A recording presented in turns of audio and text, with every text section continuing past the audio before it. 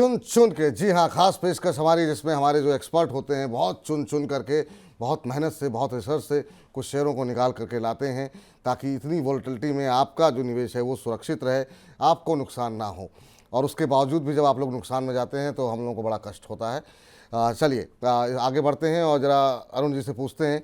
Arun sir, अब क्या लग रहा है, कौन सी थीम चलती हुई दिखाई दे रही है, कौन से सेक्टर को चुन रहे हैं आप?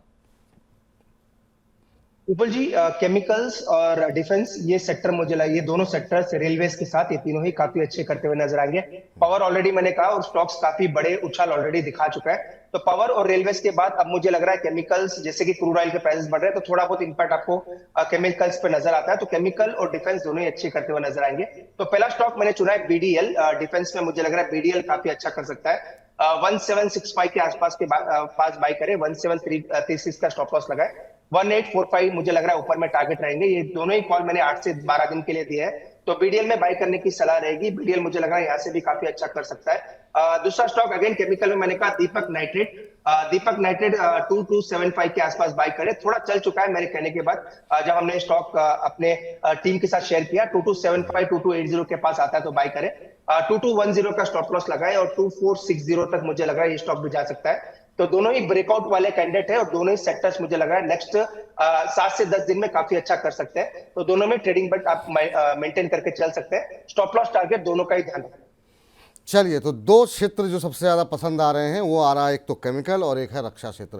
केमिकल क्षेत्र से दीपक नाइट्रेट, आपने देखा केमिकल क्षेत्र में पिछले कुछ दिनों में एक अच्छा मोमेंटम बनता हुआ भी दिखाई दिया है। 2275 के आसपास चल रहा है, आपको 2210 ये आपको स्टॉप लॉस लगाना है। और ऊपर की तरफ जो आपको लक्ष्य देखने को मिल सकते हैं वो है 2460 के।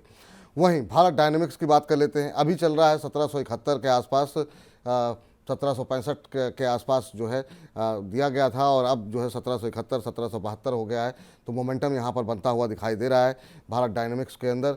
1736 का एक स्टॉप लॉस लगाना होगा आपको यहाँ पर, और जो ऊपर की तरफ लक्ष्य देखने को मिल सकते हैं वो 1845 के लक्ष्य के लिए आप यहाँ पर ख़रीदारी करके चल सकते हैं। तो एक बात का हमेशा ध्यान रखें कि जब आप लक्ष्य ध्यान में रख रहे हैं तो स्टॉप लॉस का ध्यान अवश्य रखें। इन दो क्षेत्रों में, दीपक नाइट्रेट और भारत डायनेमिक्स लिमिटेड, इन दोनों में ही खरीदारी की सलाह अरुण जी की तरफ से दी जा रही है।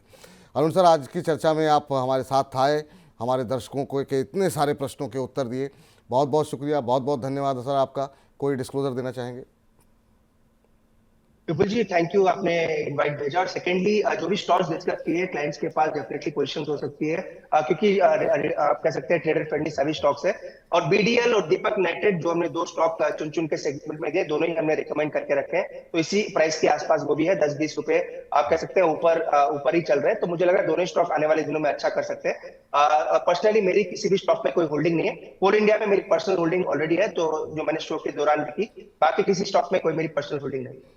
चलिए सर, बहुत बहुत शुक्रिया, बहुत बहुत धन्यवाद। और जिस तरीके से आपके प्रशंसकों की संख्या बढ़ रही है, मुझे लगता है कुछ दिन में आपको जो है वो सड़क पे निकलना थोड़ा मुश्किल हो जाएगा, क्योंकि बड़ी संख्या में लोग आपके लिए इतना सारा प्यार भेजते हैं। तो बहुत बहुत शुक्रिया सर, बहुत बहुत धन्यवाद इन तमाम दर्शकों के प्रश्नों के उत्तर देने के लिए।